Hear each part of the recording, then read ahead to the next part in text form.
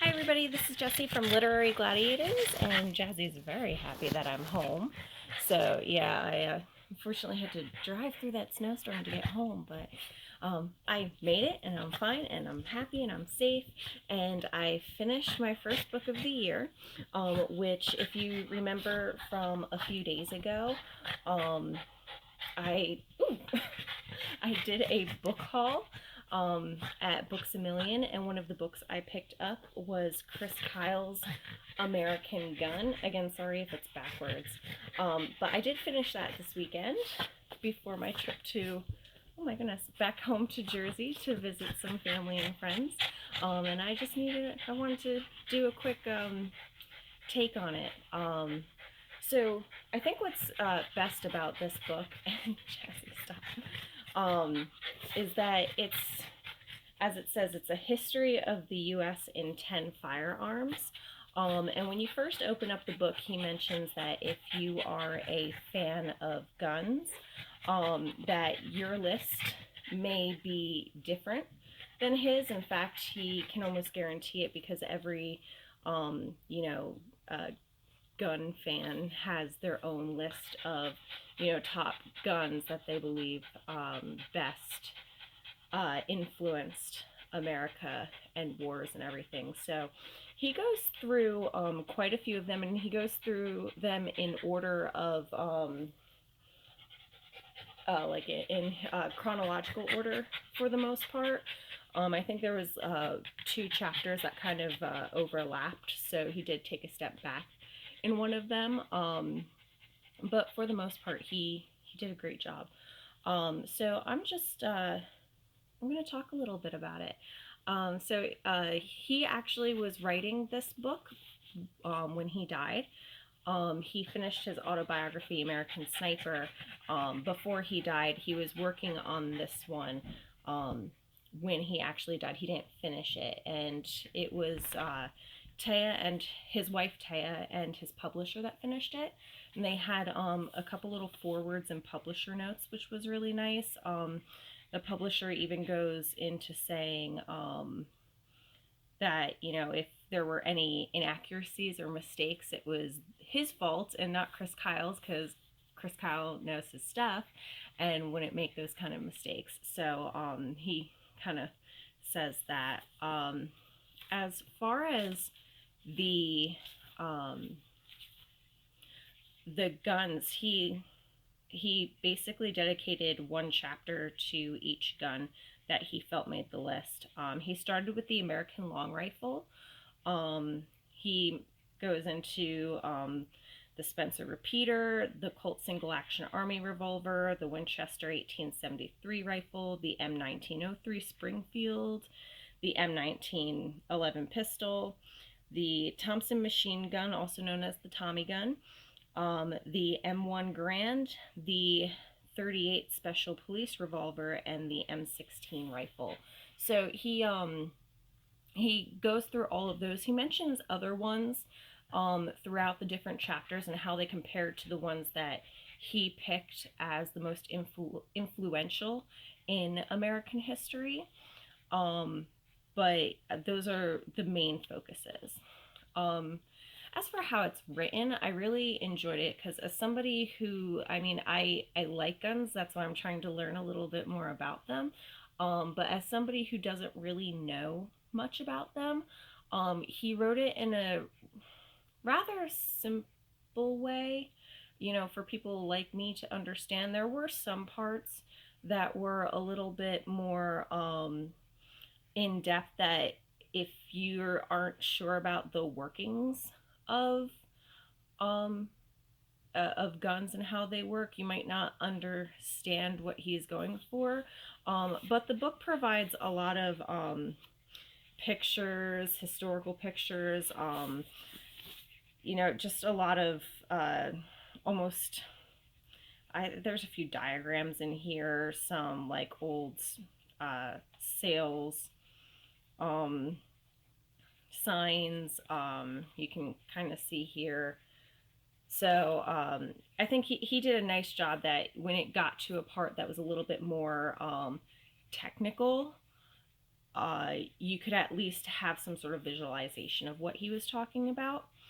And the way he introduces each chapter is really interesting too, because a lot of people only really recognize, or a lot of people who aren't familiar with guns, I should say, would only recognize the guns that he is talking about based on, what we would see in movies. So he uses historical, like actual events, but writes it out very much like a fictional story. So he keeps it engaging, but it's actual historical references to kind of put into, or at least into my head, what gun was being used. So, I mean, he started off the book rather wonderfully talking about uh, uh, Timothy Murphy, who was a Continental Army sergeant and a marksman.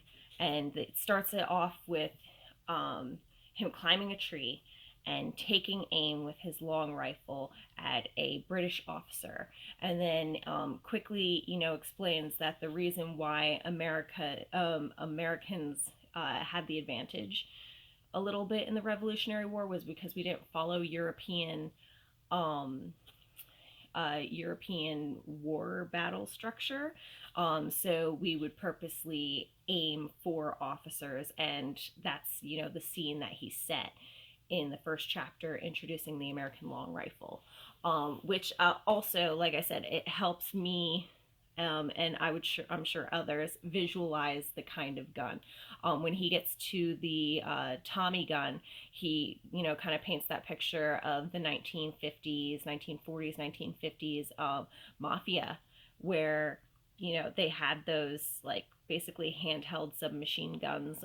He talks about how guns were used not only for Americans in war, but also the bad ways that guns were used, like Babyface Nelson, the assassination of Kennedy, how police had to, use guns that were capable of standing up to the bad guys with the worst guns.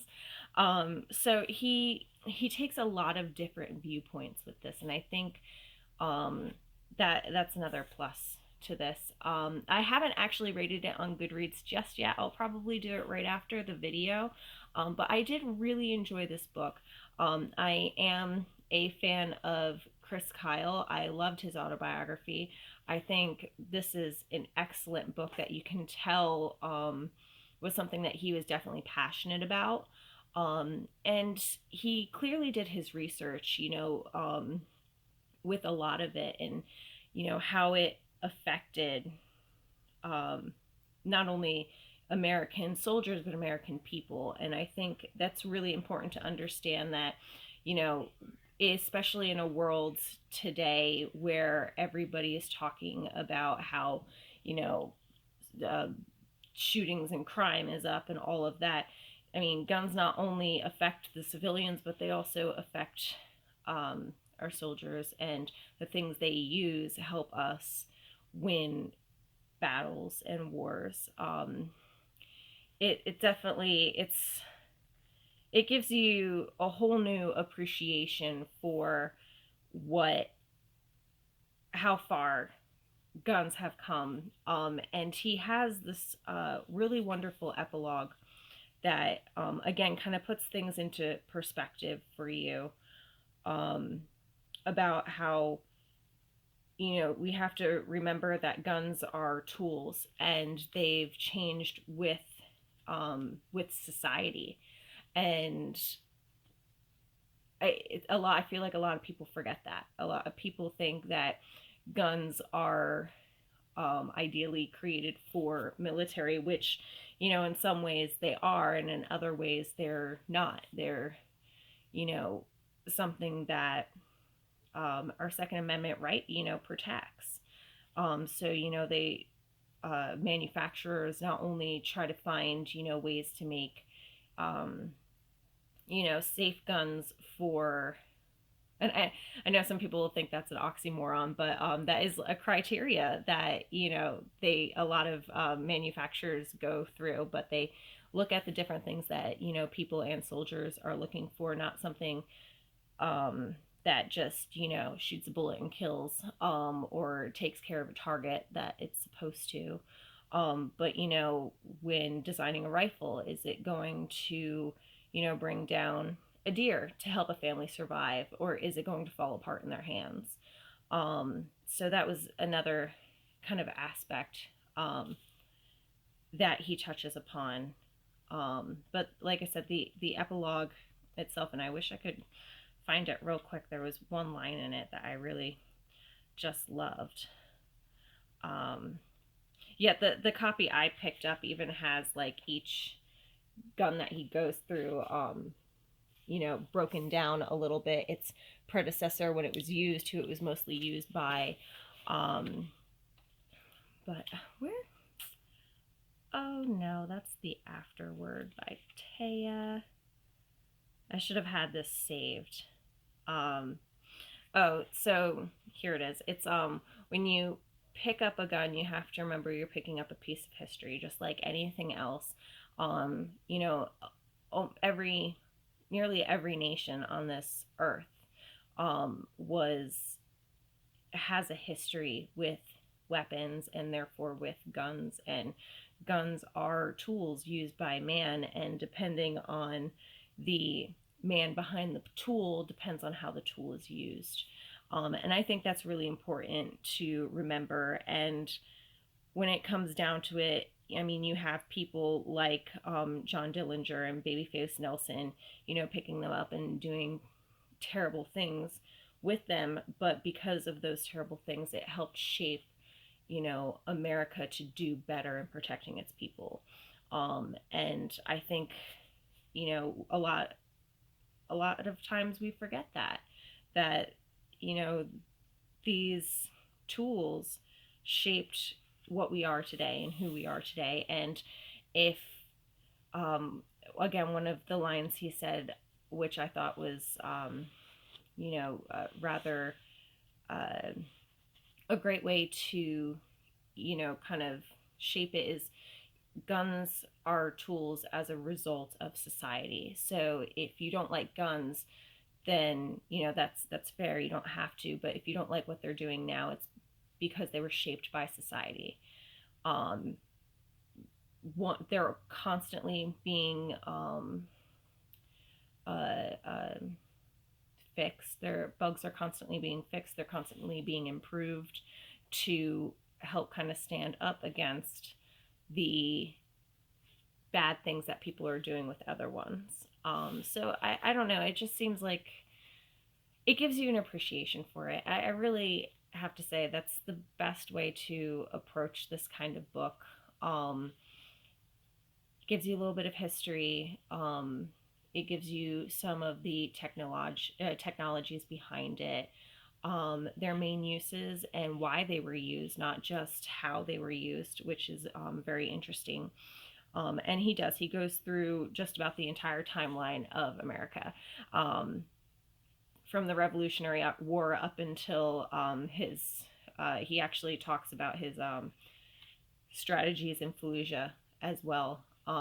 So he covers it all, and I have to say I really enjoyed this book. I am rating it a 4.5, just because I did have some difficulty with some of the things where I wasn't quite understanding what he was talking about with certain parts, but um, I shouldn't really deduct from him just because I don't know that stuff. But it is helping me learn, especially since, I do have an interest in the workings behind it. I was always raised with a respect for guns, just like being raised on the shore. You have respect for the ocean, you have respect for guns, you have respect for people, respect everything that you come in contact with, because everything can be dangerous in the wrong hands, and if your hands are the wrong hands, then you don't have respect.